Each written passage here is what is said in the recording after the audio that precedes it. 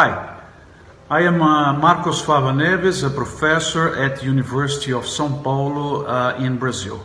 Since I'm receiving several messages in the last 5 to 10 days of personal friends, discussion groups of what's going on in Brazil, I decided to produce this short video just with the simple wish to contribute to your knowledge about what's going on in Brazil. The fever today is that the Amazon is being burned. The whole forest, huge size, fire all over, and it's going to be gone in 30 to 60 days. And then we don't know what's going to be produced in that region, so the world will lose the famous Amazon forest. This is what's going through discussion groups, fake news, and all these kind of things. So let me address 5 or 6 topics to try to help. First topic is that you must realize Brazil as an environmental power today. Why are we environmental power in the world? Because Brazil has the cleanest energy metrics among the big countries of society. Most of the sources of energy, electricity that we use are renewable, and it's important for you to realize. Different from the rest of the world, Brazil has 61% of its area totally preserved. Yes, 61, more than half. And it's not reducing, it's increasing because of our forestry code, and that's another topic in my issue towards the environmental power. Brazil has approved 5 or 6 years ago a tough forestry code, environmental code, where farmers have to set aside areas and recover with the natural forest that we had. In the state of São Paulo, for you to have an idea, it's 20%. It's 35% in the Cerrado regions, and it's 85% in the Amazon region. Also, Brazil had a strong participation in the Paris Agreement and was one of the signatories to sign the most impressive targets towards the environment. One of these targets will be achieved through RenovaBio. It's the program that Brazil has to increase the use of renewable sources of fuel in our car, mostly using sugarcane, corn ethanol, and biodiesel. Remember that today, almost 40% of the fuel that Brazil uses, and when you put in the smaller cars, it goes to 60, 65, is ethanol, 100% ethanol, which is a renewable source of fuel. So Brazil today, it's very unfair what's going on because it's the #1 country to try to help the carbon economy, to try to help the environment and make things better. Second topic, the burning. So why the forest is burning? Well, first of all, the forest is not burning. We have some spots of burn in the forest, which are happening in the last 15 years. Why? This is the dry season in Brazil. So we have natural fires, we have fires started by criminals, and we have fires that are done by legal activities because you can, as I told you, use 20% of a land if you own a farm in that region. So these are traditional fires. They happen in the last centuries, and they are not increasing. If you compare, go to NASA website, you can see they posted 2 or 3 days ago the amount of fires going on. We have more fires than last year, which would be probable because the Pacific Ocean is a little bit warmer this year. Temperatures are higher, but in average, probably the number of this year is smaller than the average of the last 15 years. We don't know it yet. We have to wait in order to make up our opinion. If really someone is destroying the whole forest. My hypothesis is that we're going to have the number, and the answer will be no. It is an area, it's important also for you to know, it's an area very difficult to control. Because imagine all that side of the forest, the size, the area is tough, it's aggressive.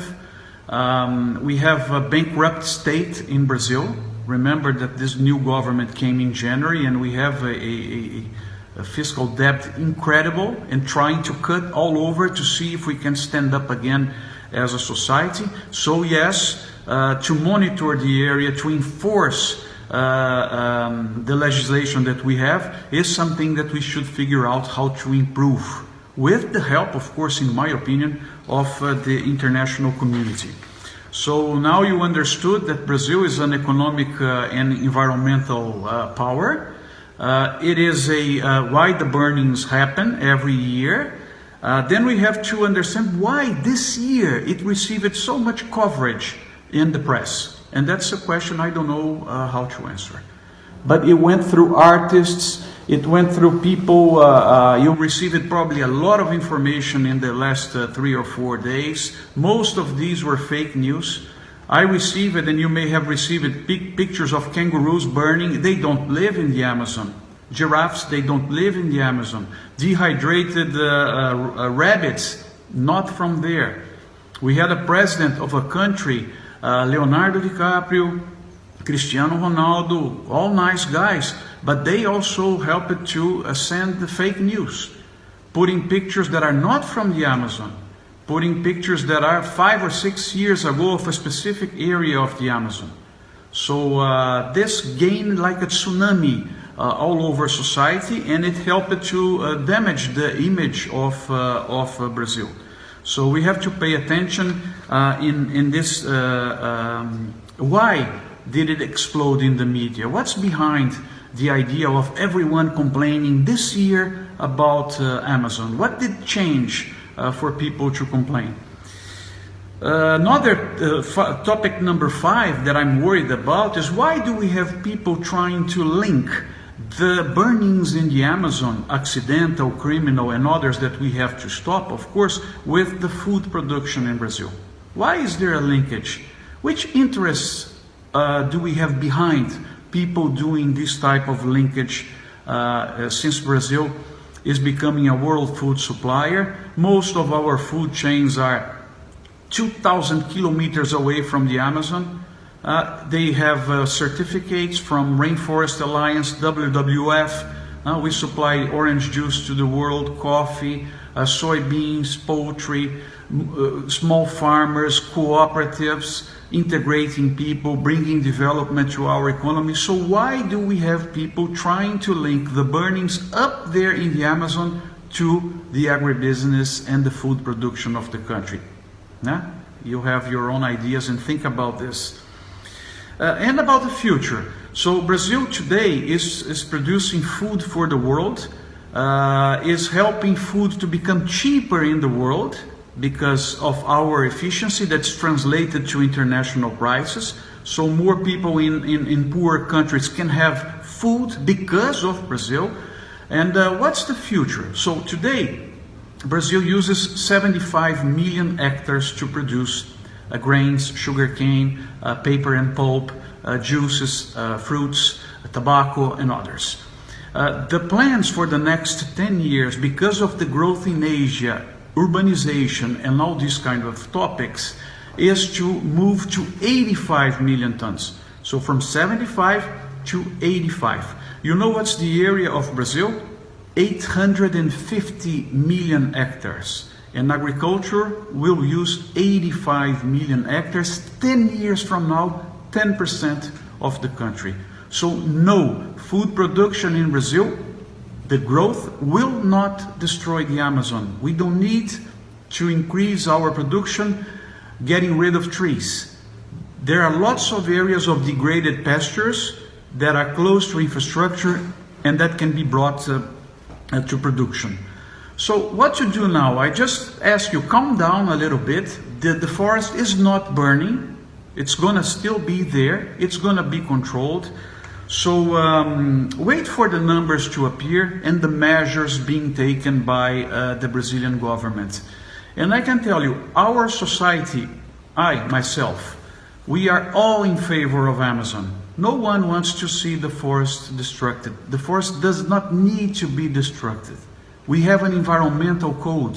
We have institutions in the country. So it's not an idea of a person that will change what our society wants. calm down, wait a little bit, and let's see what happens. Believe in Brazil. Believe in Brazil.